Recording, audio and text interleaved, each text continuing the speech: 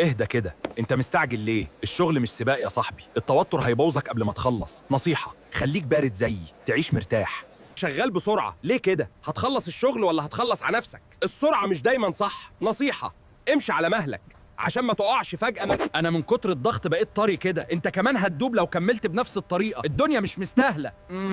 خف على نفسك شوية. انت متعصب ليه طول الوقت كده؟ هتحرق نفسك قبل اي حد.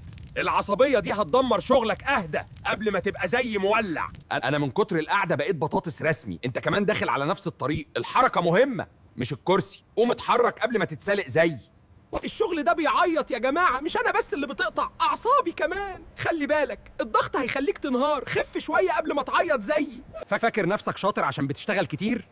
الشغل الذكي أهم من الكتير، هتتعب على الفاضي لو مكمل كده. نصيحة، اشتغل بذكاء مش بعافية. أنا بحمي الجسم، أنت بتحمي نفسك إزاي؟ الإجهاد ده خطر مش هزار، هتندم لما صحتك تروح. اهتم بنفسك قبل الشغل. مش لازم تدمر نفسك عشان تنجح موت. التوازن هو السر الحقيقي. صحتك أهم من أي شغل بيبي. كل كويس وعيش كويس. حقنت ليه؟